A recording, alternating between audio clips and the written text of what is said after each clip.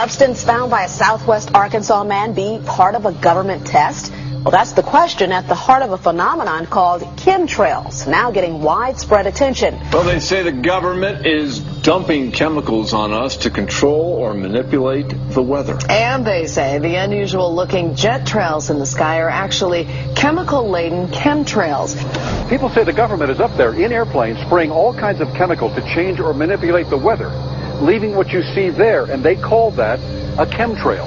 So what I look up there and I think are contrails, you're telling me are chemtrails? Yes, that a contrail would be dissipated by now. And it's interesting, Dale and Christina, this is of interest not just in this country, but European countries and, frankly, all over the world. A lot of folks interested in it. Well, Dave, you mentioned that climatologists and others who study the atmosphere believe that they'd be able to surely spot any kind of signs of an ominous plot. Our journey started in San Diego, California, where thousands of scientists, engineers, policymakers, and journalists gathered for the American Association for the Advancement of Science Conference. One of the topics was the artificial manipulation of the Earth's climate, also called geoengineering. During the meeting, scientists spoke about the plausibility of implementing geoengineering campaigns throughout the world under the guise of preventing global warming. One widely accepted theory was to block the sun by spraying something into the atmosphere. When they were asked about existing aerosol programs, they stated clearly that no such programs have ever been implemented. But strangely, these proposals sounded exactly like what people around the world are claiming is already happening. When I found out that the American Association for the Advancement of Science was going to be held down here and the main body of topics would be on geoengineering, I had to come. I had to be in on this. I had to hear what these top climate change scientists had to say. And that's the other question about chemtrails and whether geoengineering is being deployed right now without our knowledge. I don't have any personal insight into that, other than to say that I worked in government at pretty high levels in the White House and at state government. I'm personally skeptical of that. But obviously you never know what you don't know. Chemtrails. On the internet, they are cited as proof of the government creating clouds to combat global warming. They claim the American government, with the secret approval of the national government, is covertly using jet aircraft to spray population centres with aluminium, with barium, and with strontium so as to reduce people's immunity and reduce the global population. I'm always a little bit suspicious because the government doesn't seem that capable to do something on such a large scale.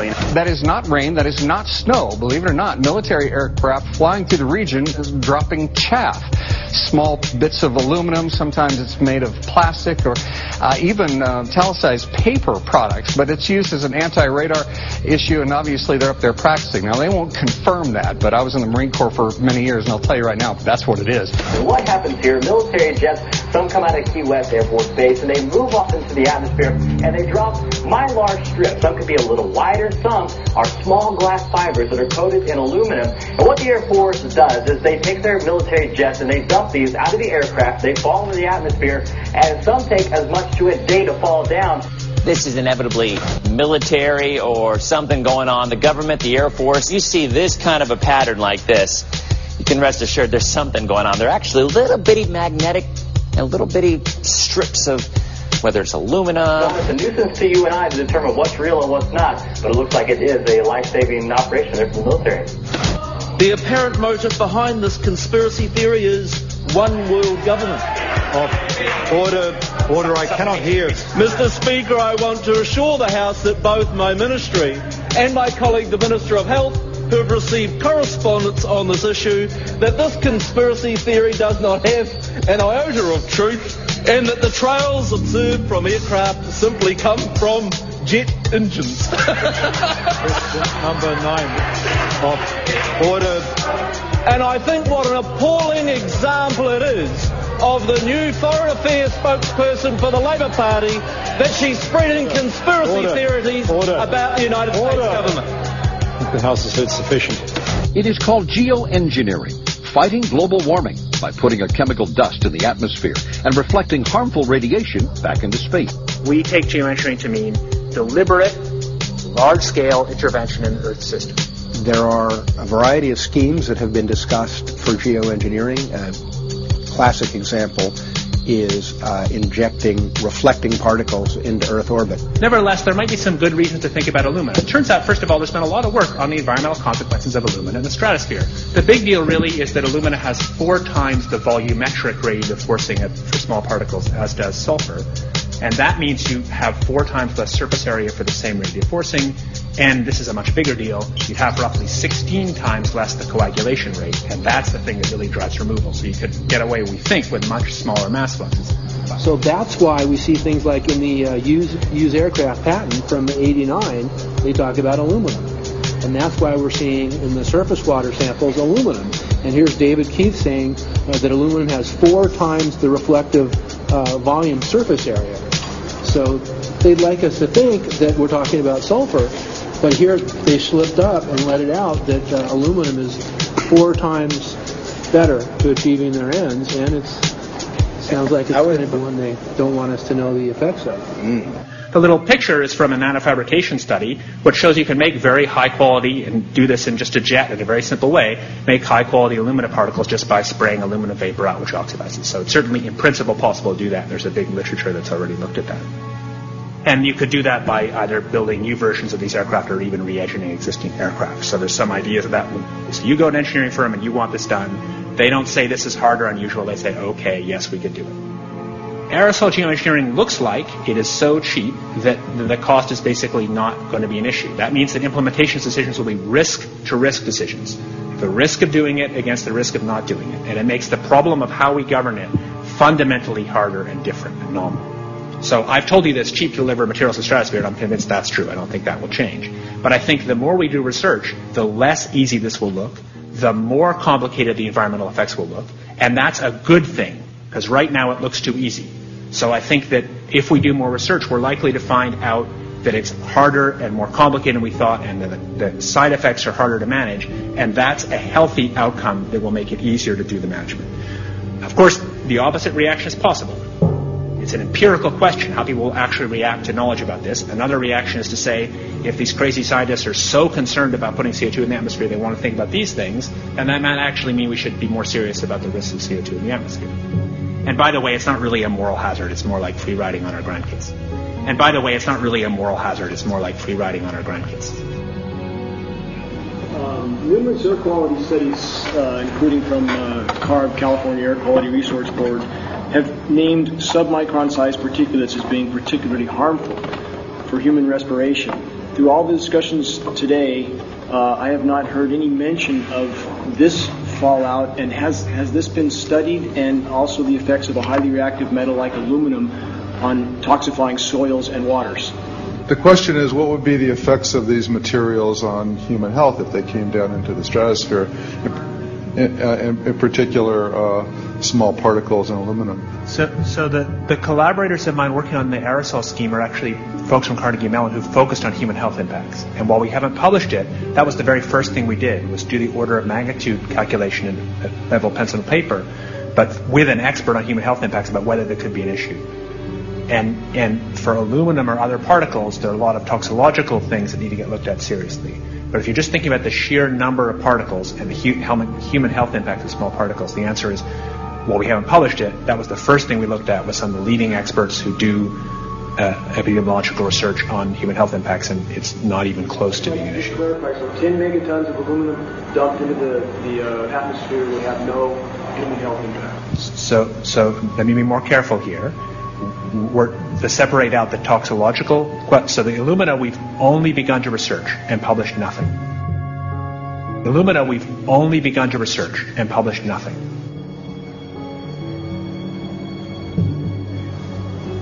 Dane looked at him and he said, so you're telling me that spraying 10 to 20 megatons of aluminum, as you said, would have no human health effects?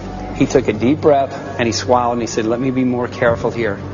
We haven't done anything serious on alumina, and so there could be something terrible that we'll find tomorrow we haven't looked at it. And that, for me, that was the whole main point of what is going to be coming out to the public.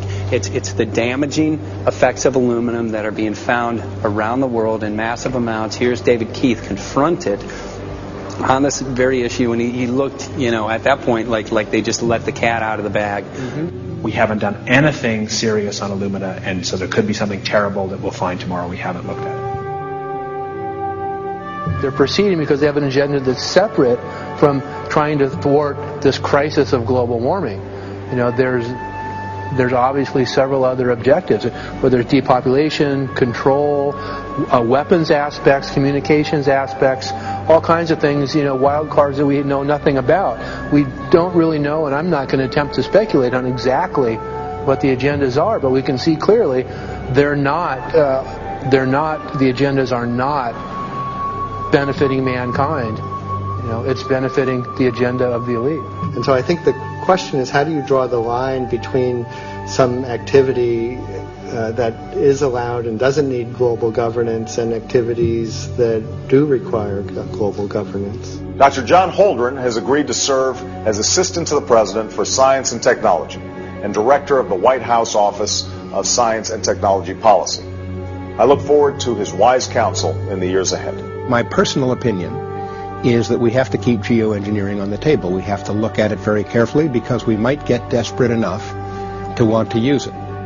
So what would we do if in year 2040 or 2060 there's a severe climate crisis, say widespread famines or Greenland sliding suddenly into the ocean, that the only plausible way in which we could start the Earth cooling this century is to directly intervene in the climate system, say by putting particles in the stratosphere? We do stuff in the stratosphere all the time, of course, and so it's not as though the stratosphere is absolutely pristine. But you don't want to have people going off and doing things that involve large radiative forcings or go on for extended periods, or for that matter provide lots of reactive surfaces that could result in significant ozone destruction.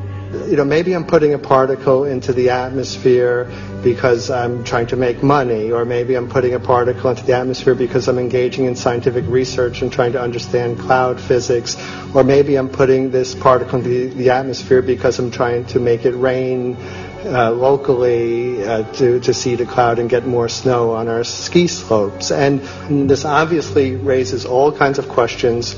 It's hugely risky.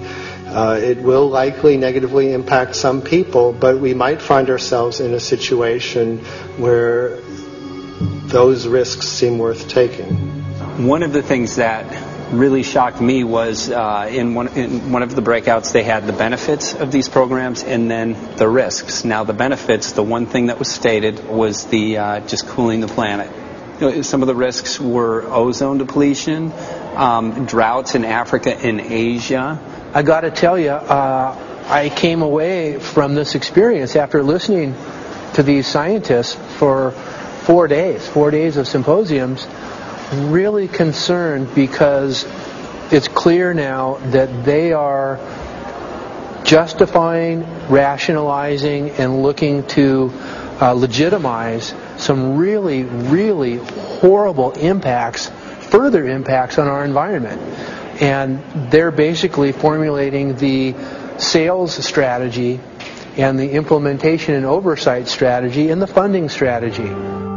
After San Diego, I was shocked by the programs that had been proposed. I decided to write about it. That night when I finished, I sent the article to an online publication with my email address attached. When I woke up the next morning, my inbox was flooded with responses from around the world. Why? Because I had just broken the story on aluminum in geoengineering models, which I had no clue at the time that very few people knew about. Now this metal, aluminum, is being found in massive quantities way above normal levels all over in rain, in soil, and in snow. After that, the calls started pouring in from people who were desperate for someone to investigate. That was the fuel that started the film. Before we started filming, we had the opportunity to sit down with one of our favorite authors and documentarians, G. Edward Griffin, to find out what he knew about the subject. I'd like to talk for a minute about an issue that's getting more and more attention. That's the issue which scientifically is called stratospheric aerosol geoengineering, also called the chemtrail issue. I'm very aware of the chemtrail versus contrail controversy. As far as I'm concerned, it's an open and shut case. I have been watching the development of jet travel from its very beginning. I used to live near the Los Angeles airport. Remember when the first jets came in and landed, man, they made a big noise. We never heard a noise like that before. And we used to go down and sit at the end of the runway and watch these jets come in and take off because it was a novel experience. I've been watching jets all my life. When I know about jet contrails, I've watched them. They're vaporized moisture, ice crystals, and they get out there in the atmosphere, and then they effervesce and evaporate and then disappear, and you can see them. Plane moves along, and the little white trail follows right behind it, and usually about 10 or 20 lengths of the plane or thereabouts, and then it's gone. And you can still see them that way, by the way, once in a while. So there goes a contrail. These other things we're talking about are not at all the same phenomena at all. These planes go by, and they billow out this white smoke, and it covers the sky from horizon to horizon. It doesn't dissipate at all. And they crisscross each other. And you see this thing cover the sky and turn it milky, and then people start having trouble breathing, and then you hear stories about the aluminum and barium deposits that they're picking up and the residue. And you put it all together, and I don't see how anybody who's got their eyes open and their mind open can come to any other conclusion but that somebody is spending a lot of money and effort to spray the planet. The question is, why? I have my own theories, but I hope that there will be some good investigative reporters go out there and get us the answer. I know that whenever it's finally discovered, and it will be, the people who are doing it will undoubtedly say, oh, well, we did it for you folks. It's for the greater good of the greater number. It's for the society. It's probably to prevent global warming. Or maybe it's to inoculate people against some kind of a dreaded biological attack. We can't go around shooting everybody in the arm, but we can spray them and save their lives. You see how good we are? We're doing it for the benefit of society. I know they're going to, whatever it is, they're going to say it was for your good or mine. Think if we had the ability to steer hurricanes, and the hurricane was going to slam into New Orleans.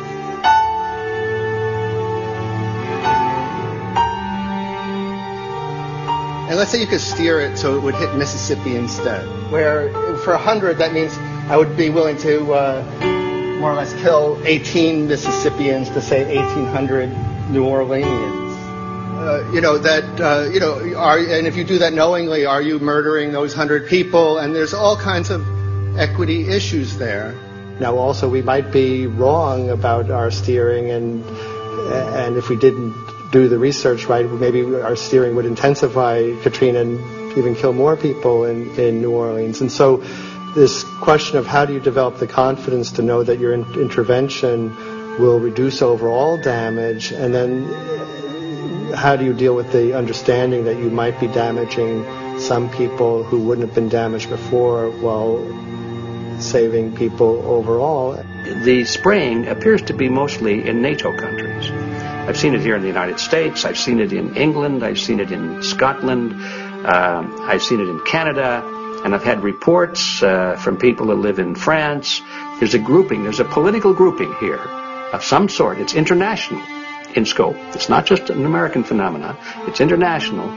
And anybody that wants to investigate that, I think, has to take that fact into consideration. They're going to find a political grouping and a political motive here.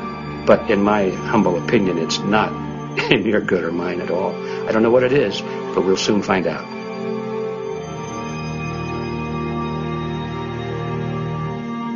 I'm sure that if you follow the old advice, which is follow the money, you'll come to the answer sooner or later. Soon we realized that we all shared the same need to get this information out there, to share with the public, to let people know what is being done. Ed felt so passionately about the issue, he offered to help us. Well, the main thing now, since it looks like the budget is going to be met, is to get it done well. We don't come off the tree knowing any answers at all. Yeah, we're not scientists. We're just asking questions, exactly. And we've got to be very skeptical about the answers. That's it's totally accurate, totally honest. Why can't people see this? They're not hearing it. They don't know that the facts are not being presented to them. We're very lucky, you know that? Look at this opportunity that's being dumped on us. Opportunity. It's, well, this, it really is.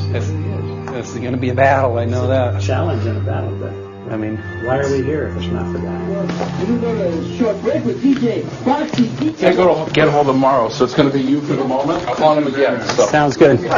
I saw the sky crisscross with chemtrails, and I can't remember if it was in L.A. or I was on the road, but I had looked up one day, and I thought, look at that. That's not the flight path, man.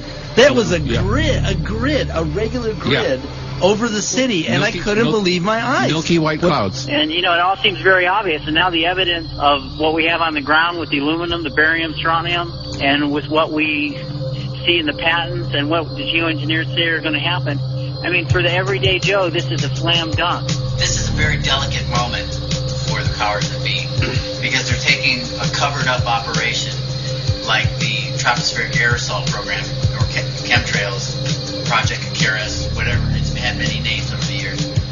And they're making it overt into a geoengineering scientific shield to deflect sunlight, because global warming's out of hand. So at this very moment, the belly of the beast is right above us with no armor. Whether people believe in chemtrails or not, the geoengineering should be scary enough. And when people learn about geoengineering, chemtrails will then become apparent, because they're the same. So you're talking about global conspiracy here. Geoengineers propose doing this on a global level. Off to Redding, California. Guess this is the second step after the AAAF meeting. We'll see what we find.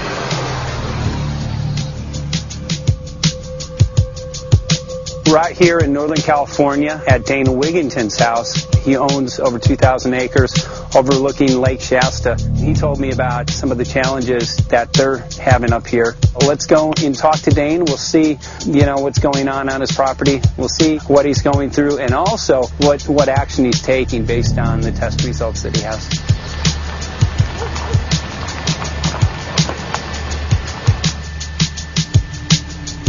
As I have a background in the energy fields. I worked in the first solar plants in the continental U.S. in the early 80s. My home was on the cover of the world's largest renewable energy magazine, so this is my background. My goal has been to alert the public there is a mountain of toxic material falling on us, period. Before about 5 years ago, our skies were typically blue, and now you see it's covered with lines and haze, and virtually nothing you see on the horizon, nothing you see in the sky above us is a natural cloud. I mean, it is virtually all the remnants of these aircraft lines that you see fanning out, spreading into clouds, artificial clouds. But the sky is a very dirty look to it. It's not the white cloud, blue sky that we had only a few years ago, but it looks like there's some sort of massive industrial activity or forest fires burning over there, and we see that typically every night. You see, even down to ground level, the clarity drops off significantly, and we don't see that except for the days when we have these long, lingering trails that spread and cover the whole sky. And on certain days, you can see these trails actually dropping vertically like a veil. We assume the particulates are descending, and we have the test to prove that we are being inundated with levels of aluminum and particulates that are literally tens of thousands of times what would already be considered high. So we're not talking about exposure to a slight percentage higher of these toxic materials. We're talking about quantities, for example, off the side of Mount Shasta. If you can pan back, that's a landmark in Northern California, considered to be a pristine water source. Aluminum or snow sample off the side of Mount Shasta tested 61,000 parts per billion. This is just ordinary snow water, and people are drinking this stuff when they're hiking on the mountain. And remember, government action is required at 1,000. This is 61 times over the government limit, and our hikers are drinking this poisonous water on Mount Shasta Mountain itself. Barium, 83. Strontium, 383. So this summer, the people climbing are drinking poison. Basically. I certainly wouldn't want to drink 61,000 micrograms per liter of aluminum. And again, we've already seen in 5 years soil pHs in this area that have escalated 10 to 12 times, and we can prove that conclusively. Well, this is not speculation. We can prove conclusively that these metals have been in the rain. We have duplicate samples. Bachelor of Science in Forestry, International School of Forestry at Missoula. Master's in Zoology, specialized in aquatics. And 35 years with the U.S. Forest Service as a wildlife biologist.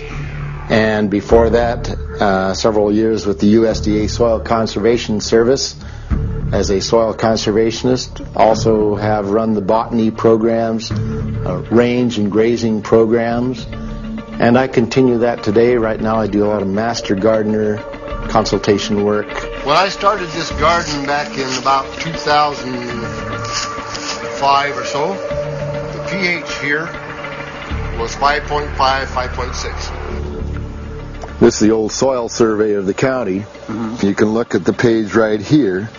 This is my soil right here. It's a Dietz 125, 126 here at my house. And here, the soil reaction pH should be between 4.5 and 6.0.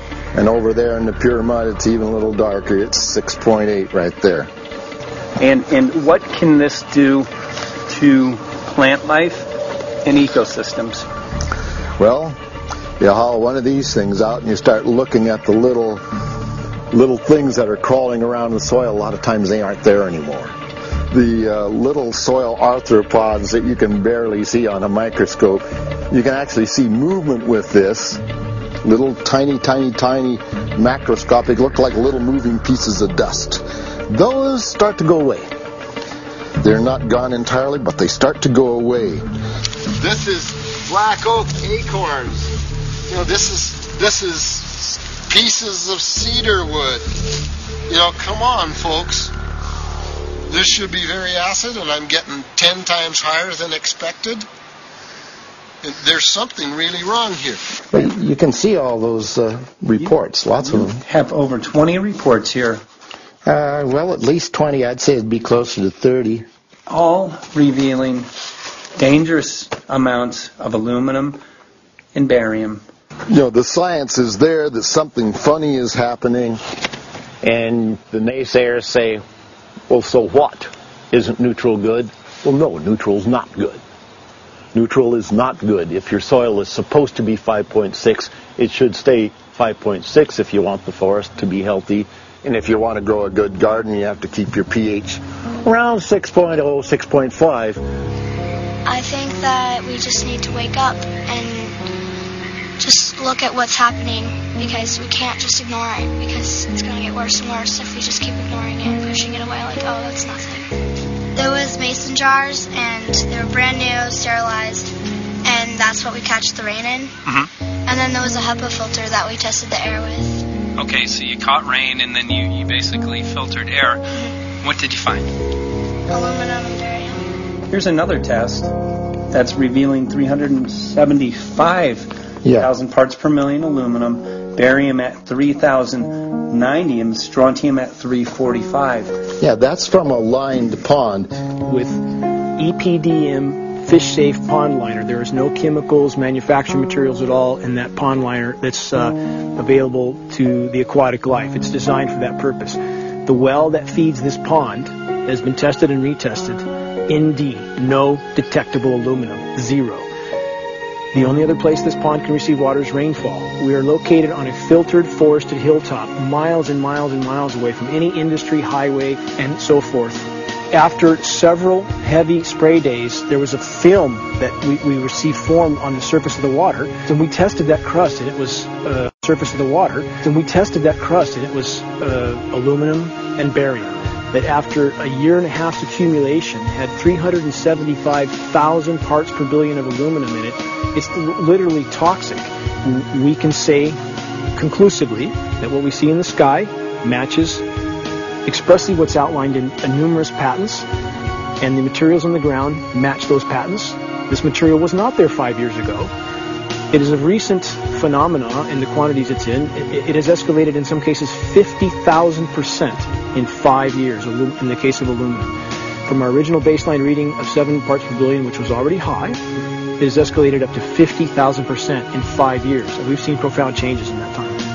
Dr. Leonard Time, PhD in chemistry. I cross-checked with him, and he says the oxides of aluminum, barium, and strontium will drive your pH into the coastal, from an acid soil like this up into the neutral. There's no question about it. And that's exactly what you see happening. Wow. I have a doctorate in inorganic chemistry from Oregon State University, in which I was working with different metals and oxidation states, and then did a postdoctorate work at Brandeis, where I was working stabilizing off oxidation states of different metals. The goal is to sort of figure out how everything fits in the dynamic equilibrium of life. I was working with Francis up in Mount Shasta, and he showed me some rainwater analyses that had to do with levels of aluminum, strontium, and barium in the atmosphere. So I feel the major toxin in these chemtrails is the aluminum. And from the levels we were looking in at Mount Shasta, this is totally, totally unacceptable. When you get to metals and biological systems, you're no longer talking about the bulk aluminum that people think about when they're drinking from soda pop cans and that. So once it gets to the aluminum oxide stage, it just forms a plaque within your arteries and shuts down life. When you take elements that normally aren't out in the environment and you start putting them in the environment, it raises some serious red flags. Aluminum is a very specific, nasty in biological systems. It takes that site and it never lets go, and it shuts down the site, and that's it. And so as you accumulate aluminum over time, it causes major neurological damage because it ends up as aluminum oxide that's essentially stuck in place and can't be flushed out by normal systems. At the core of everyone's condition, there's always some level of toxins. And aluminum is known to have cancer-causing effects. The half-life is decades. I think that we should be working on taking more of these toxins out of our environment instead of adding more toxins in. It's very concerning that if we add more toxins to our environment, that will be increasing the rates and risks of cancers. Even one patient is not worth it. So sad that they would consider putting aluminum in our environment to affect something when they could be causing so much more damage.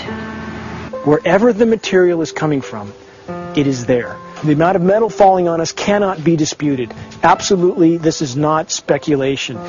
The amount of metal in the last 4 years, as I said, have increased to a degree of thousands of times, and California Air Quality Resources Board has studied the aerosols from China.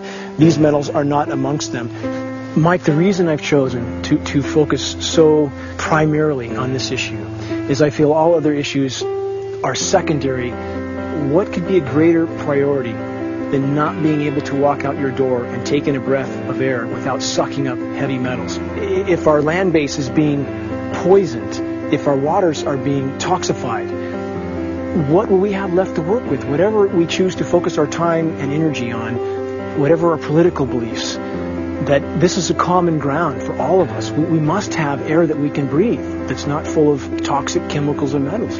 We must have water that's not completely laden with whatever is being emitted from these aircraft. And if people stopped to consider that the atmosphere is as thin as a layer of paint on a basketball, it is an extremely thin layer that allows life to exist on this planet. To simply treat it as a physics lab and experiment with it until it is broken beyond repair is folly of unbelievable proportion. And if people understood that this sort of experimentation not only is going on, but has been going on for a very, very long time. Going back 50 years, there's been countless climate manipulation, weather modification programs that the vast majority of the public is completely unaware of.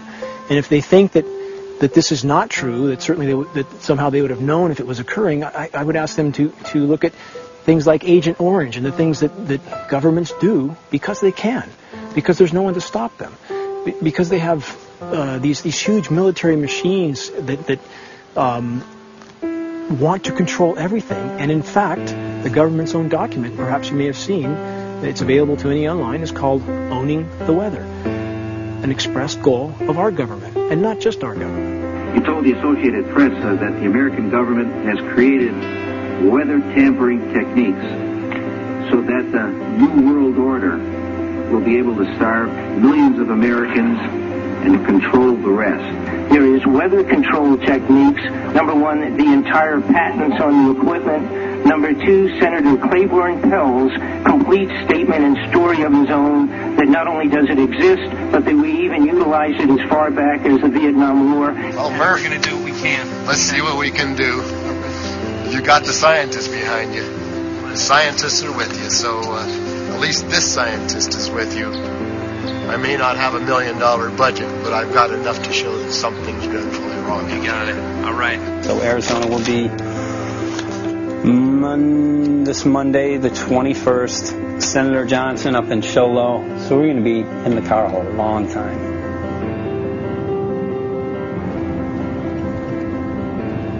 Well, it is such a pleasure.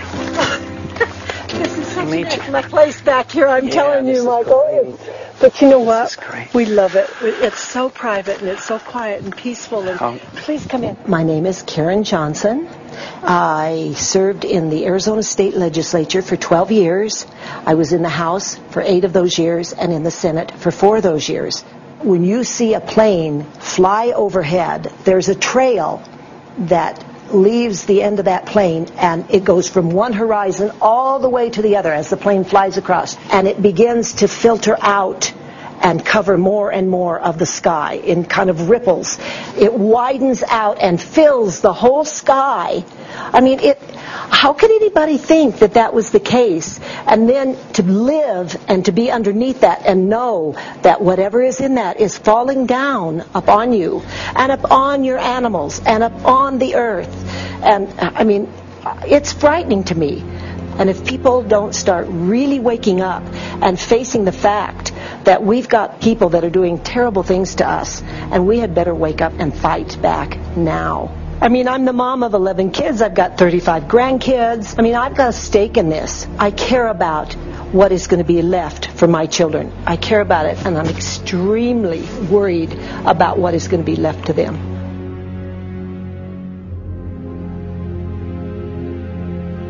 Aluminum is toxic, and we know that it's accumulative. And we know that we're getting more. So we're absorbing it in the air. We're drinking it in our water. So we are accumulating more. So the thought of more aluminum being dispersed in our environment in the way that you mentioned is very frightening to us and very disturbing to us. Those of us who have done any research on this are really quite concerned that we are ill-informed about this issue, and mostly that it's being done. Aluminum is toxic. We know that it is. We can debate as to the amount of toxicity that is going to be disturbing the body, but as far as really accepting the fact that it's accumulative, it's synergistic, then we have to conclude that it's not a good idea to put it in our atmosphere, especially when we know we're getting increased amounts, and especially since we know that the scientific communities around the world are pointing a finger at the heavy metal toxicities, at the toxicities that we're absorbing in the day-to-day food that we eat and the air that we breathe. The concern is off the charts about why is this happening? Why is this being allowed to be sprayed continually all over the United States, all over the world? Who is paying for this? I mean, the incidence of Alzheimer's has just skyrocketed, which evidently has to do with an accumulation of aluminum in the brain cells. I mean, I think almost every family has been touched by a member as they get older having Alzheimer's. And it's a horrible disease.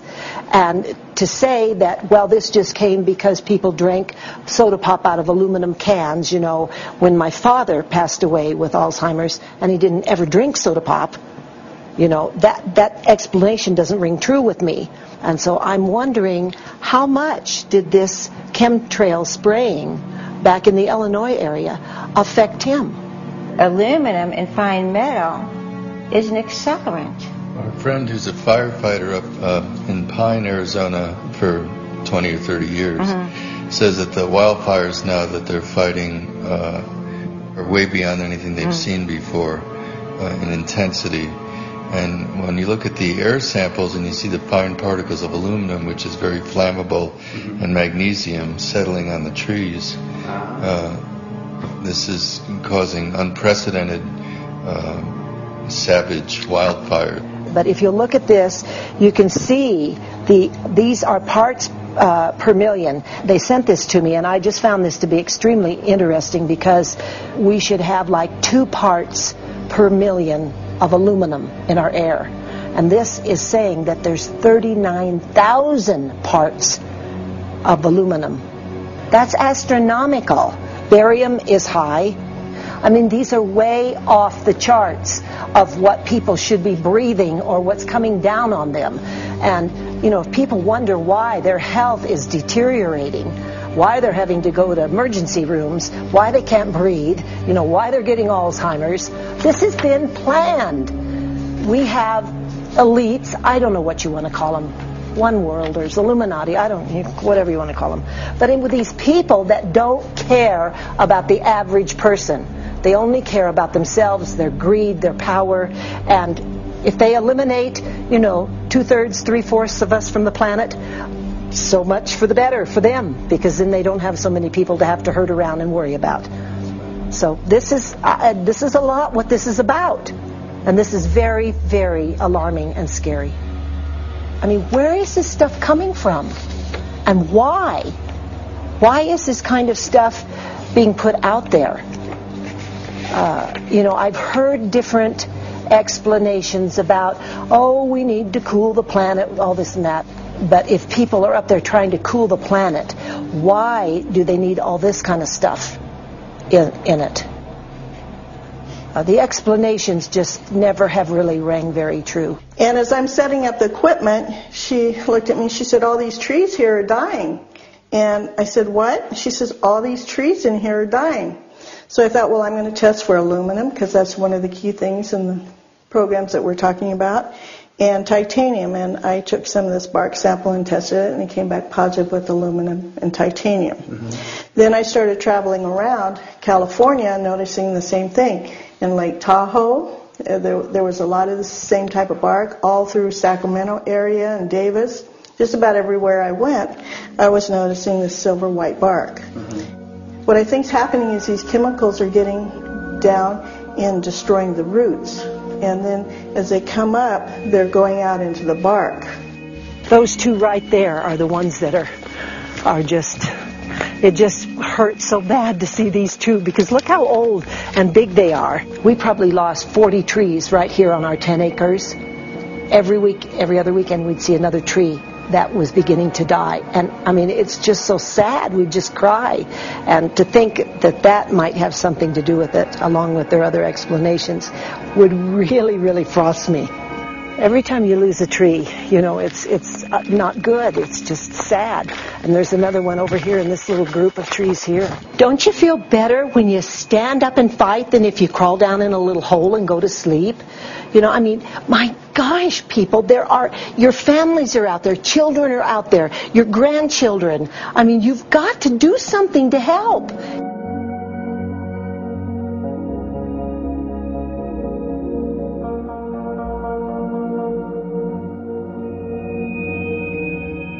My greatest hope is to get people to question. And, hey, if they don't wake up while we're there, I'm hoping to plant some seeds. We're going to the most beautiful place on the planet, Hawaii, to see what's going on, collect some data.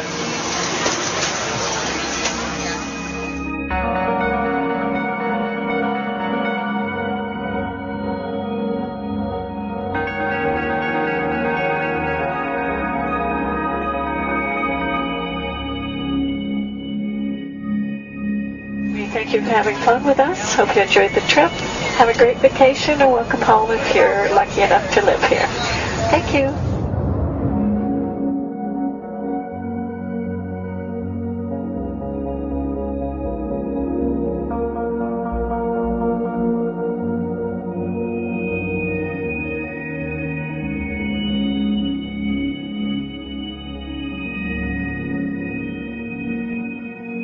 The whole valley's off the grid, so it's either solar, wind, or generators.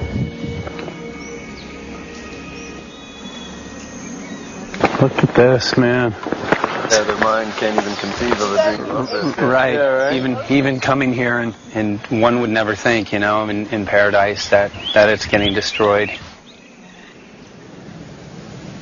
And they're doing it island style. They do it off the island, right? They do it off the island, so they don't, you know, you don't see the chemtrail airplane. The theory is that they're spraying the ocean, offshore, and it's coming in on the... And it's coming in. Now these are coming from the west. They're also spraying on both sides today. A lot of this stuff is actually chemtrails coming this direction. There's material that's blocking. We should be able to see to the horizon, you know, where the Earth curves, because we're high enough and we have the ocean, right? So we should be able to see. We should be able to see the Big Island. It's only 30 miles away. And you can see it's not a blue sky behind it. That's the key. It's all, you know, has that kind of weird looking blue, like silver blue, I call it. And this is a nice day. You know, there's no more blue sky. The night we're going to look at the stars at night, and it's like you'll see. You can count them. There's so few stars at night now. There should be hundreds of thousands of stars, and I can count the stars. There's like one here and one here and one planet here. It's like you might see some nights you'll see 100. Some nights you'll see 10. This is what concerns me. This kind of stuff right here. It's just soft. Okay. This just comes right off, this bark. That's not natural. Well, I've seen hundreds of thousands of coconuts, and I've never seen it falling apart like that. Look at this, you guys. I've never seen anything like this. I used to trim trees all the time in the Big Island. I've never seen anything like that. That's why I'm concerned. Not an easy task that you have here on the island. I could see the skepticism because it is so far beyond anybody's reality. It's amazing. It's just amazing to try to look through somebody else's eyes. Like my eyes, I can see this it's like night and day, and other people it's just the illusion is just so deep. What do you think would happen if everybody awakened to what was going on and what the plans were of geoengineers? I think they'd have a revolution in Hawaii. If people really understood what was going on. What's your concern for? I know that you love the land here. What's your concern about the chemtrails? Well, that we won't be able to live here and grow our own food, and that our health is going to be compromised. Do you think it already has been?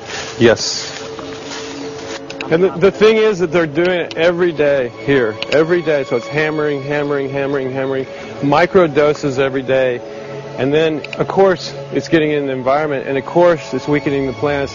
And it takes a couple years for this to actually weaken the plant. So we are asking for GMO taro. We're asking for GMO papaya because we can't grow our natural seeds. We can't be sustainable. We can't truly, be here as God created us to be. So my friend convinced me to do a hair analysis on my daughter. So we went ahead and cut close to her scalp and got some really recently grown hair and sent it in. I was just sure that my daughter's hair was going to be so clean with the lifestyle that we live. And lo and behold, it came back and her levels were really high in aluminum. This is the chart here. This is the reference range, and this is where my daughter is. 23.1. Aluminum. The skies are covered with a white mist, and I look up at night anymore and I don't see the deep, dense stars that I used to, and I can't help but think this obviously has something to do with my daughter's health. I don't know where else these heavy metals are coming from. Yeah, I mean, look how old she is. Yeah. She's been isolated here. Here, and she's... here. Anybody looking at the situation would be like, this is paradise. This child should be like superhuman. Organic foam. And here you are getting all this heavy metal stuff. She has highest level aluminum on the chart. Never had a vaccine either. Folks, these people are playing God. They are playing God. They're manipulating the weather, and they're spraying stuff into the sky. They are trying to geoengineer everything, including your plants and trees and your ocean. Well, tonight, we're just hoping that instead of not looking at it, you'll start looking into it, because I really believe from the bottom of my heart that we are in a real crisis. I really do. They are proposing dumping 10 to 20 million tons of aluminum into the upper atmosphere. What does aluminum do? It changes the pH of soils, which is toxic to plant life. Also, it's very toxic to human health. Are they doing it? Well, let me tell you about my experience and what we found. We have much evidence that not only suggests, but I believe prove that they are happening. Yeah, what's going on? And as I promised, we're joined right now by a very special guest, Michael J. Murphy, currently on location in Hawaii. He's working on a documentary film called What in the World Are They Spraying? Michael, welcome to the program. Great to speak with you today.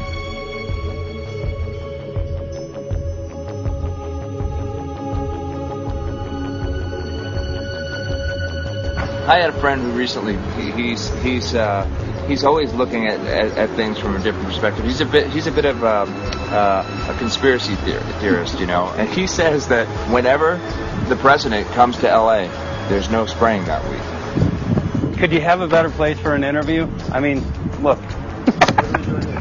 Well, this is being done over our farms and over our things. So basically, they want to eliminate our ability to eat organic food, have clean water. So in some ways, it sounds to me like, and you know, again, it's just a projection, but it sounds to me like this is control. How do we control the masses? Yeah. How can aluminum be good for you in any? And what was the second chemical you mentioned? It's barium. Barium aluminum. Obviously, those are toxic to everything. To human health. To human health, to farms, to animals, to everything. 61,000 parts per billion.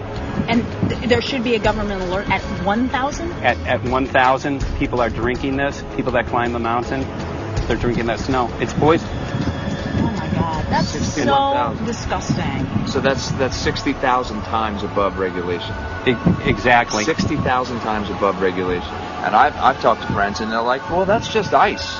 That's just condensation. And I'm like, you can talk to a second grader. Ice doesn't float in the sky and spread out that way, you know. You're not an expert, but you're a concerned citizen who said, wait a second. Who's actually doing the research. Yeah, you're doing the research, and that's what we need to do as Americans and say, you know what, I want to know what's going on. I want to know what the FDA is doing to my food. I want to know what the government's doing with my air, my water, and the soil. And, you know, it's just great what you're doing. And I just, my kudos to you for bringing light to this subject. Put all of the theories aside, just what geoengineers are proposing and what's being found is scary enough. So we can just address that. And I encourage more people to just step up and ask questions and do what he's doing. So thank you, Michael, very, very much. Aerosol spraying aluminum affects everywhere, and we have a beautiful tropical climate which I believe might be in jeopardy. So we wanted to not only come and bring the message of what people were finding around the world, but encourage people to test for the aluminum, strontium, barium.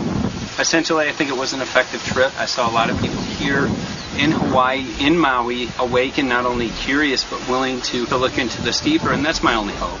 This is one of the boldest moves, I think, from Ed Griffin yet. This is the taboo topic that nobody's supposed to talk about, and that is aerosol spraying. Now, we've got tons of documented proof of errant aerosol spraying.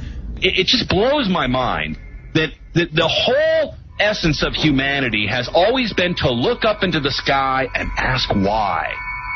Though there are no limitations, there's endless space, an endless universe. Now, in the 21st century, we're not allowed to do that.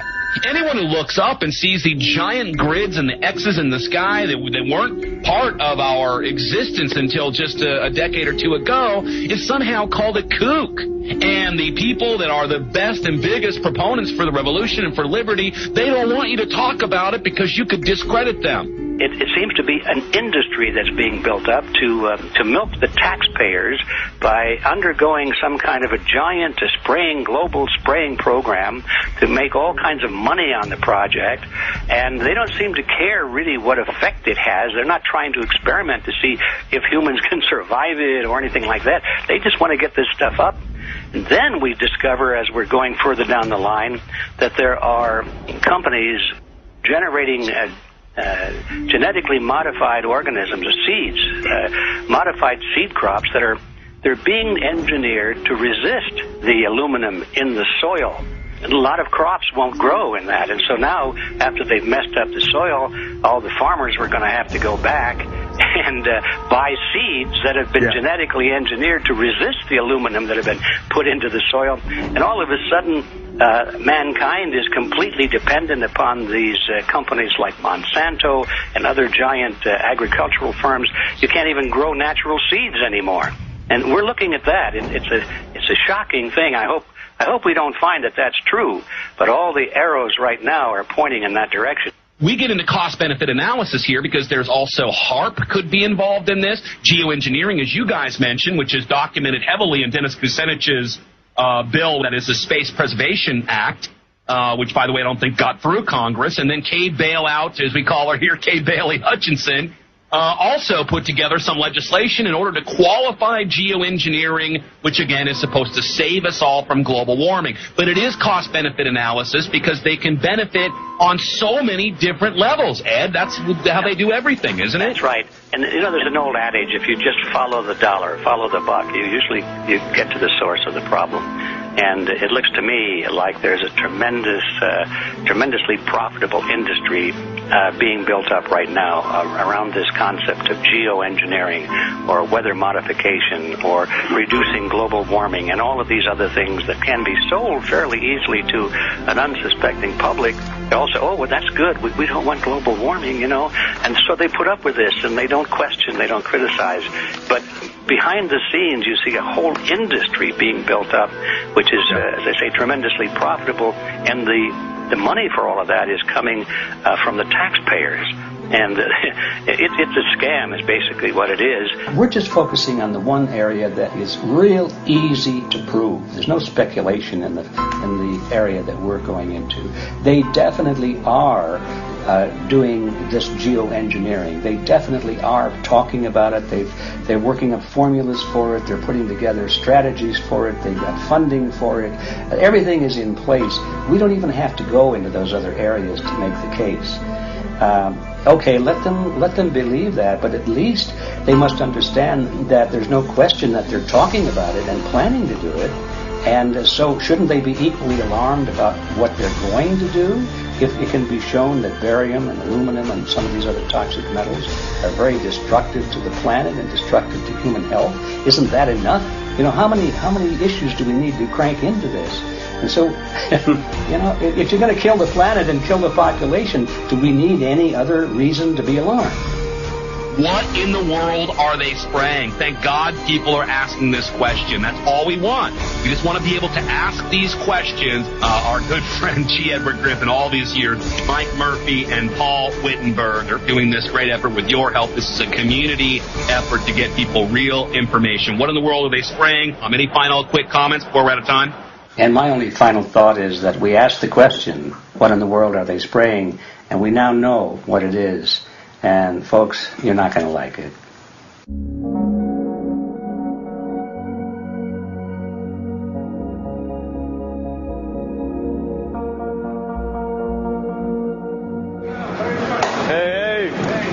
I'm Peter Vreken. I'm from Belgium. I'm 54 years old. I can't believe it myself. I'm a very happy and grateful person. We are doing the job the police, the Justice Department, or the Environmental Department should have been doing. And it's really essential that it's going to be a grassroots revolution. I think so. God is on our side because we are not fighting against, but for. Yes, we're fighting for. I was in the council for about 25 years and also a period as the mayor. So from that moment on, 10 years ago, everything started to change. I start to get a picture of what is really going on. And it became crystal clear to me that we, humankind, have been manipulated and dominated and exploited for centuries. So, and this chemtrail phenomenon made me angry because I was so helpless. You can decide what food you're going to eat, whether you're going to smoke, what water you're going to drink, what kind of life you're going to lead, but not with this phenomenon. Then you are just a victim. It's only a game. And there have to be good guys, and there have to be bad guys. And luckily, we are in the position to be able to play the role of the good guy who has the chance and the opportunity to overcome. 3 days that we shared with them, my heart just dropped because it was such a beautiful way to live and such a peaceful way to live. I left thinking, what's this going to be like in 10 years? Is everything going to be killed off on the property? And if it is, how are they going to get their food source? Are they going to have to take a class, and get certified by company XYZ? And what are the requirements for that? And that really is the end of freedom. I'm concerned about that. I definitely, I really am. Yeah. I learned to say everything is now as it has to be now. And everything is going to be okay. It's going to be all right. It's going to be okay. Yeah. Yes. I have this deep feeling that in the end we will prevail because we have the right on our side.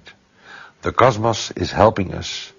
And I have this strong feeling that we are being supported by entities and by forces we can't even imagine.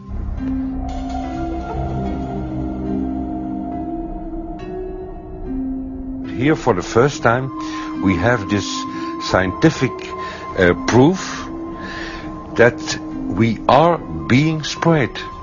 We are being spread, and it's incredible and it's hard to believe, but we are being spread. I think at this moment to stop is not an option.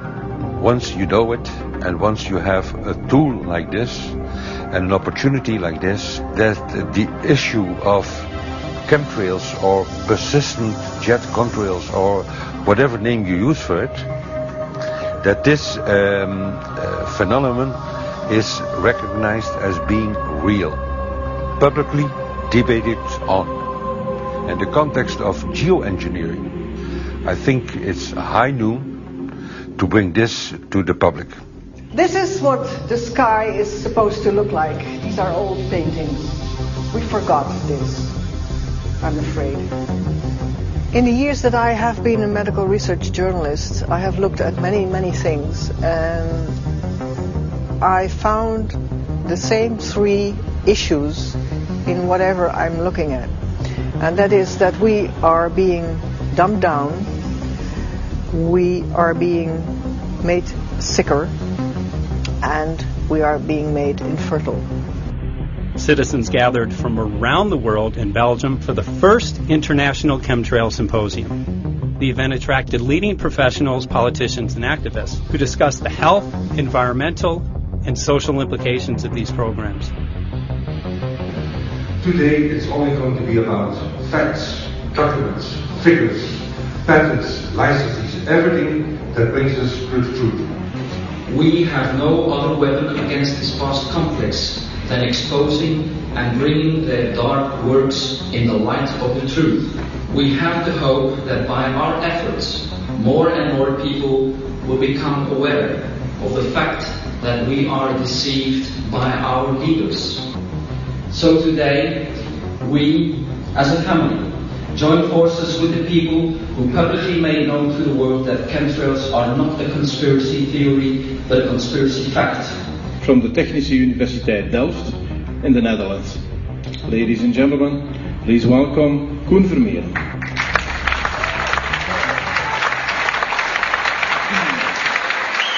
Well, I'm Koen Vermeeren. I'm a university professor of Delft University of Technology. Usually people are with their heads to the ground in their own two-dimensional space and they don't look up. But if you do, you see more and more spaces like this. And it worried me too. I have no explanations to our students about these phenomena. And then I studied it myself and I found out that I couldn't give them the answers they wanted, because I think that the phenomenon is not natural. It's not natural what is happening, and the explanations that are given to us are not enough for me. If you look at them from a scientific point of view, the first thing a scientist does is trying to explain something. Because I'm smart and my students are not as smart yet, so I have to give them answers to questions. But if you ask most scientists honestly, they cannot answer all your questions. If people are using climate control over our heads, I want to know about it. I want to know the consequences, I want to know the health impact, I want to know everything. I need, as a teacher in my university, to give answers to my students. And they have good questions. And I don't have the answers. And I want to know. Excellent. And we should discuss this. Ladies and gentlemen, for here you in the auditorium and for all over the world, Michael Murphy.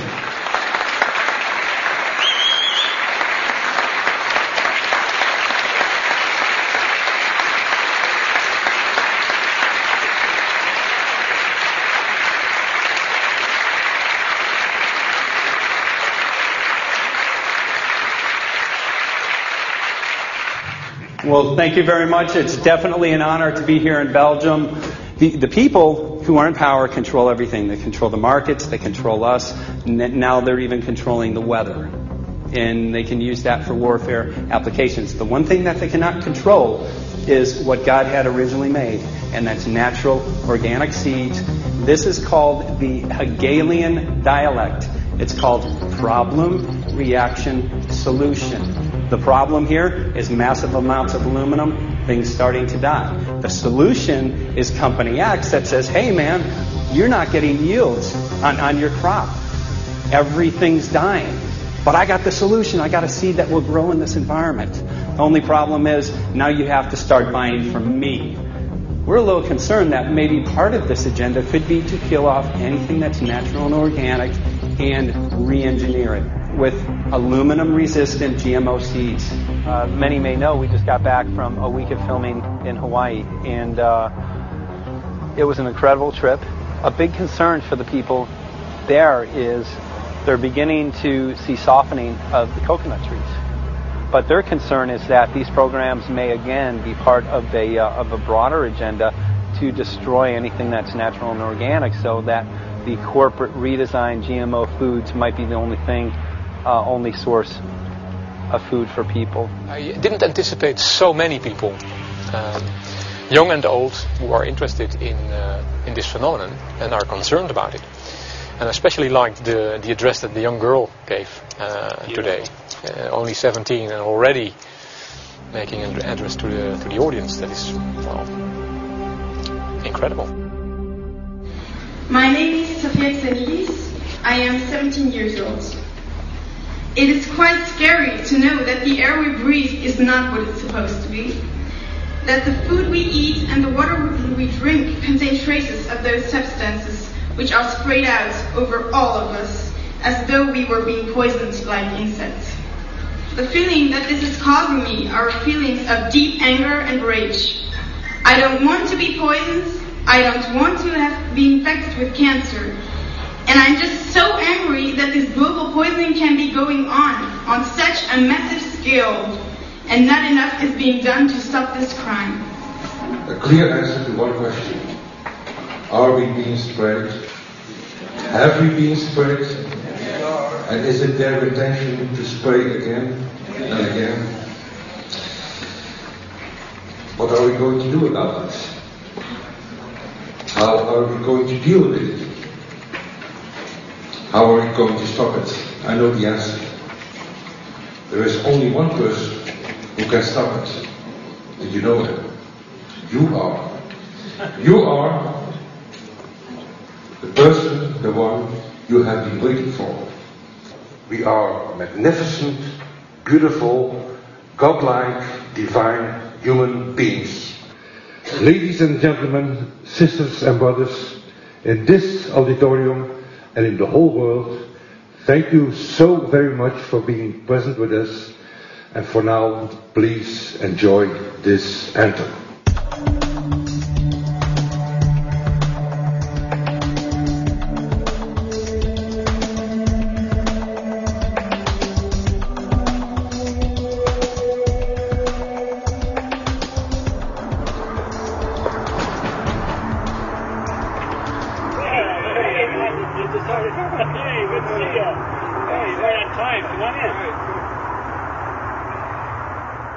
So, anyway, I'm glad that the weather's been good for you fellas so far.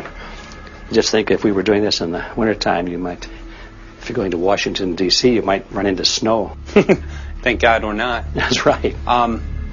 You know, it's interesting because of the different weather modification programs. There's something like, I think, right around 32 in the continental U.S. alone going on. So the theory is that geoengineering is in part weather modification. You know, Mike, that's a very good point. There are so many subsets connected with this issue of geoengineering. People are writing to us all the time with information about the connection to global warming, the connection to weather modification. Some people think there's a connection with Morgellons disease. Others think it's kind of a means of transmitting electromagnetic impulses from the HAARP antenna system up in Alaska and Siberia. Boy, it gets your head spinning. And each area, I think, is worthy of investigation, but we have so little time. I think it's wise for us to stay focused on just the aerospraying and the toxic effect of these chemicals and the destruction of the planet and the damage to human health. What more do you need than that to convince people that we have to put a stop to it? So to stay focused, I think, is our mission on this one.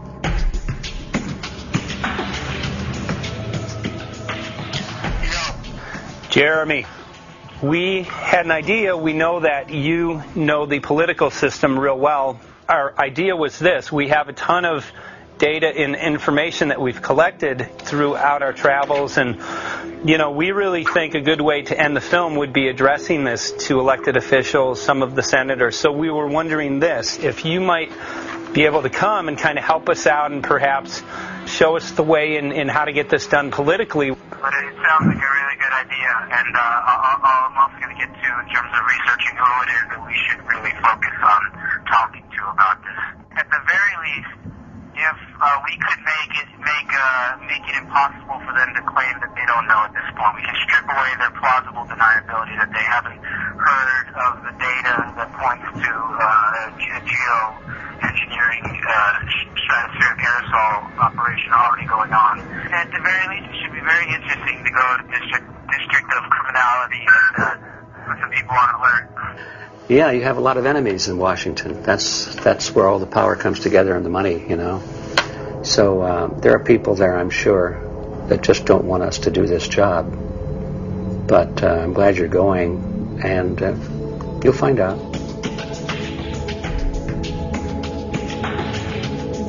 We took the data to Washington, D.C. There we presented our elected officials with the following letter.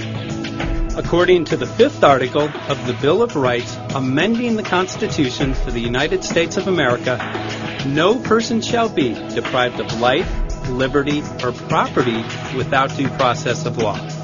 But the daily spraying is depriving all persons living within the United States of life, health, liberty, and integrity of our common and private property without due process of law. As a representative of the people of the United States of America, we insist that you do everything in your power to protect us and immediately put a stop to geoengineering spraying at once. There exists no justification, legal or otherwise, to poison the planet and its inhabitants. Now suppose that space aliens arrived on, maybe they're going to land at the UN headquarters down the road here, or maybe they'll pick a smarter spot. But suppose they arrive and they give you a box. Suppose they arrive and they give you a box. And the box has 2 knobs. One knob is the knob for controlling global temperature. Maybe another knob is a knob for controlling CO2 concentrations. You might imagine that we would fight wars over that box because we have no way to agree about where to set the knobs. We have no global governance. and different people will have different places they want it set. Solar engineering is like chemotherapy. No one wants it. But we all want the ability to do chemo and to understand its risks should we find ourselves with dangerous cancer. How long does it last up there? The lifetimes are years. What, years? A couple years. And then it precipitates out, or? Yeah, that's correct. No toxic side effects that we know of? The thing we always wonder about is the unknown. Yeah. So if you're thinking about, say, the acidification, it's clear that's not a problem. There's several studies that showed that. Right. But of course the concern here is with so little research, there may be some unknown that comes out of left field that bites us. My name's Mike Murphy. I'm a filmmaker in from Los Angeles. We're covering an issue called geoengineering. Okay, thanks guys. Senator, quick question about the issue of geoengineering. I'm afraid I don't know what you're talking about. And wondering if you were supportive of geoengineers' proposals of spraying 10 to 20 million tons of aluminum into the atmosphere. I should really get a briefing paper on it before I get an opinion. Oh, not a problem. Are you aware of the issue? Not completely. At all? Okay. Do you have a letter from constituents, and people have concerns? Yeah, We're making a documentary about the sea. I don't know. You guys have credentials to be here? Yes, we do. We pass through security as well. Endowed by our Creator. I think so. Please don't touch my property. You're lying.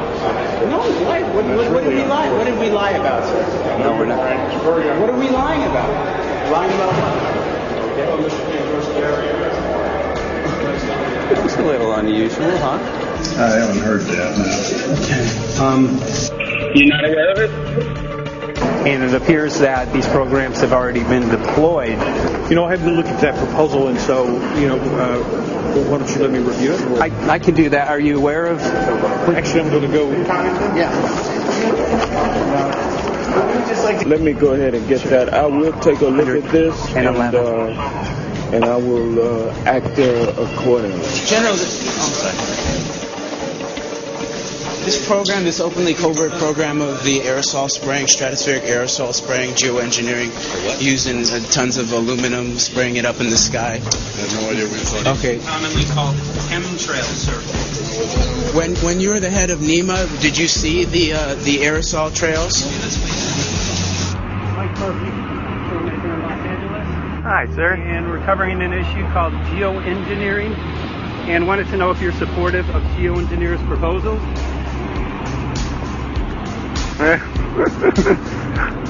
Congressman?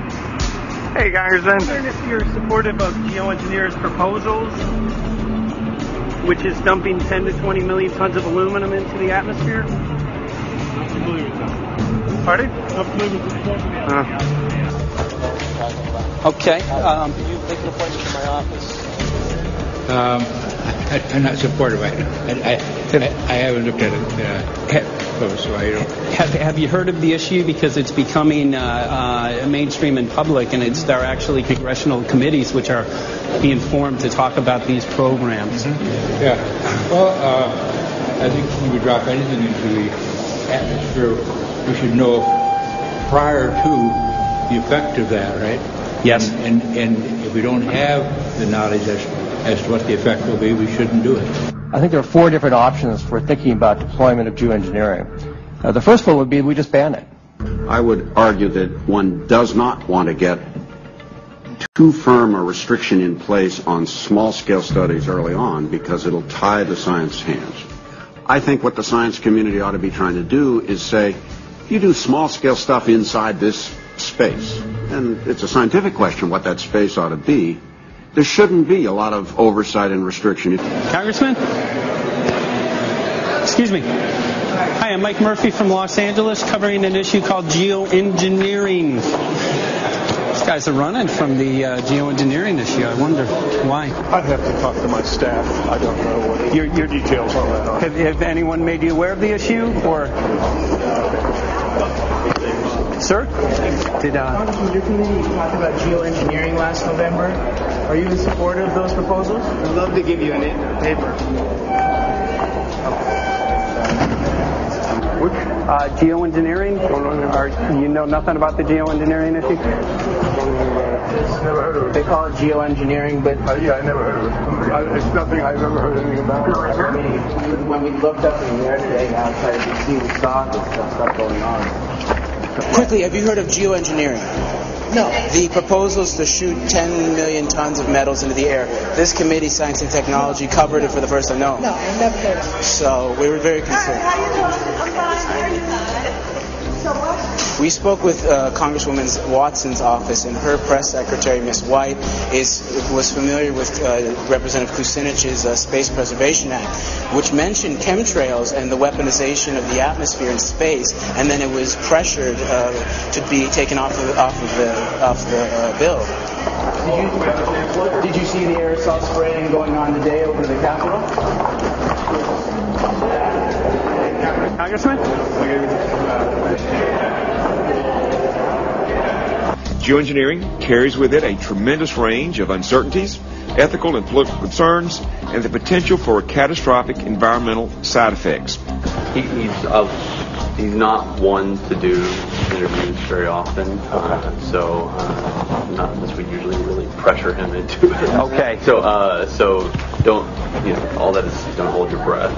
As chairman of the Committee of Jurisdiction, I feel a responsibility to begin a public dialogue and develop a record on geoengineering.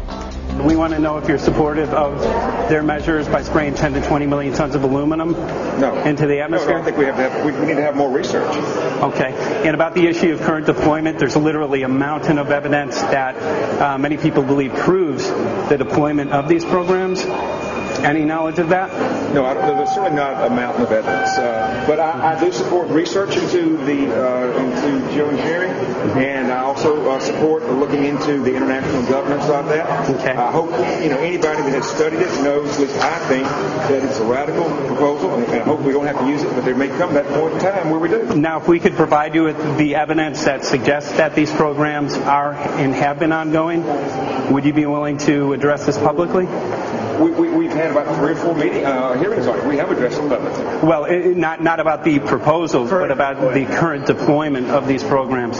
Citizens. I don't support the current deployment. I think we need to have more research, and they have consequences that go beyond one nation, and so I think that there needs to be governance to that. Governance is not simply an issue of deployment, but governance before deployment in terms particularly of large-scale scientific field work. I concede that on this subject and in general, it's not popular to talk about global rules. And when these people started talking about the need for UN Security Council oversight, a supranational environmental security enforcement with a strong mandate by the UN, it really is clear that they're looking for a global power behind the manipulation of the environment. But I do think it needs to be sort of an international kind of treaty that does tie and bind all nations into a common fate. It is a common fate. And unfortunately, it's not just big governments that could do this. It is small governments. It is billionaires probably could figure, I'm going to save the world all by myself, and I won't bother to mention it. How do we decide when there's a planetary emergency? Whose hand is on the thermostat? How do we decide when to start it? There's no way to do that right now. And what if we do start doing it, and then by some problem with the technology or with the will, we can no longer do it? In a year or two, the aerosols will come out of the atmosphere and temperatures will shoot up at a rate much faster than it's going up now. And it's that rate of change that's hard for us to adapt to. So once we start it, we'll be sort of locked into doing it for a long, long time. And so with basically no end in sight. Boeing would pursue this to make a profit, right? I mean, there's financial motivation to do this. Let's see. So let me not speak for Boeing. Is that allowed? Okay. Yeah, well, it is what it is. No, but someday, if the U.S. is going to decide to do this stuff, they're going to look to a company who can do it, and you want to be positioned. Boeing would rather get it than Lockheed Martin. So certainly we have an industrial base that helps the country take on technologies and large-scale challenges like national defense. And we do that both for a profit motive as well as, I think, as a national service. So I think it would be truly disastrous if, we discovered a few years from now that there was a black program that some government had stood up to sort of learn on the quiet how to do this. It's pretty clear you can cool the planet, but you will not and cannot bring it back to exactly the same climate state you started with. So you may or may not, and I expect we'll have a lot of back and forth about how useful it is to ameliorate the risks of climate change. I think there's a good evidence it probably is useful, but we don't know. But it certainly can't get you back to exactly the climate you started with. I think everybody agrees with that. Do you think you'll see deployment in our lifetime? Let me say I hope not. Al? I would agree. I hope not. I hope not. Okay. I see this as something like an evacuation plan. That you build big dikes. Maybe that's the emissions reduction to try to keep the flood from wiping you out. But that if that flood should come, that you'd like a plan for what to do in the event of that catastrophe. So I see these options more as a catastrophic response option and not as a way to reduce risk of everyday climate change. You would advocate mitigating consumption of beef as a means of accomplishing your objective? Yes. How would you suggest going about that? You can't. I mean, it's your job to decide what to tax and what not to tax. Obviously, if you wanted people to behave differently, you give them incentives and disincentives for behavior. But I'm sure that's the answer you wanted to hear, Mr. Smith. If only my time had not expired. Thank you, Mr. Chairman. Because there's literally aluminum and barium contamination found around the world, believed to be from these programs. Like, look, today over the Capitol, looks like they're deploying some type of aerosol. Did you see it? No, I didn't, but you see you. In a James Bond scenario, some rogue rich guy puts some airplanes in the air and sees the clouds. What is to prevent that? Okay, are you aware of the issue? You do it through the... Are you in support of those proposals? What is your take? I don't know anything about it. You're not. I have to get more information. I've got a chair here. Okay, we'll give you a letter on that. Yeah, this is a letter from constituents. Okay, great. Excellent. And many people believe that these programs have already been deployed because mass contamination has been found. Geoengineering programs, stratospheric. Got it. Yeah. Spraying from airplanes. Okay. So what is happening? People from around the world are finding contamination. Let me take care of this and I'll talk to you when I come back. I'll be back. Thank you very much. We see that even though we might make the average temperature of the planet about right, the rainfall patterns change some from today. And some places become warmer and some places become cooler. So there are going to be winners and losers in this geoengineering activity if we were to do it. But nevertheless, as David has said, there are reasons why we might consider doing it. Many people are deeply concerned about it because of the toxicity of aluminum, and it has been addressed to Congress in various committees. Would you take a look at a letter from some of your constituents addressing the concerns? Excuse me. Okay. Can I give you a letter from constituents? Are you aware of their proposals of dumping? Gotcha. Thanks. Well, I'm not familiar with it, so I don't know what they're doing. Okay. Geoengineers are proposing just that, dumping aluminum and barium into the atmosphere. Why would they do that? Aluminum's a precious metal we can use. Well, the stated goal is to actually cool the planet. However, there's a... Sounds strange. Right. Exactly. So they're proposing dumping these metals into the air to block the sun, essentially. We're here to find out what members of Congress are. I hope we would have a strong hearing on that before we decide to do that. I would hope so. And there's plenty of evidence that not only suggests that these programs have been deployed, because we're finding contamination of aluminum and barium on the rain, snow, and soil. Okay, thank you. Thank you. LA County has seen a 200% increase of Alzheimer's over the last decade. Tons of ground and water samples showing high levels of aluminum all around our state. Why don't you give me all the information you have I have some very good people I will assign it to. And if you get it to Mr. Lavelle, He's got my card and send me an email. And Lavelle. He's got my card and send me an email and Sounds great. We'll be in touch. We are investigating this, and there's literally a mountain of evidence that suggests that these programs are move that mountain over to us. You got it. Take a look at it. And look up, keep looking up into the sky, and you'll see some of it. Oh, okay. You will. You can see the aerosols being sprayed out of airplanes quite a bit. So thank you. Yeah, the future of humanity is definitely dependent on it, so we're counting on people like yourself to take some proactive steps. So thank you very much, guys. You're very welcome. Appreciate it. Thank you. Thank you. Right.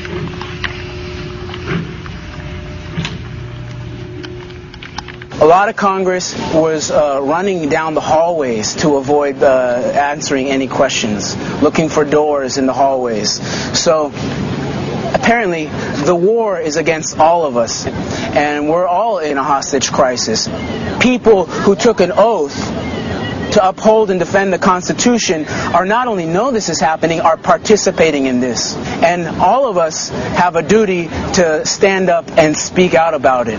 Why is the water being contaminated? Why is the soil being contaminated? Why are aluminum-related diseases going up? And it's affecting all of us, and thus we all have the duty to stand up and speak out and get educated and stop this. For our own sake, for our children's sake, it is a crucial moment in history right now.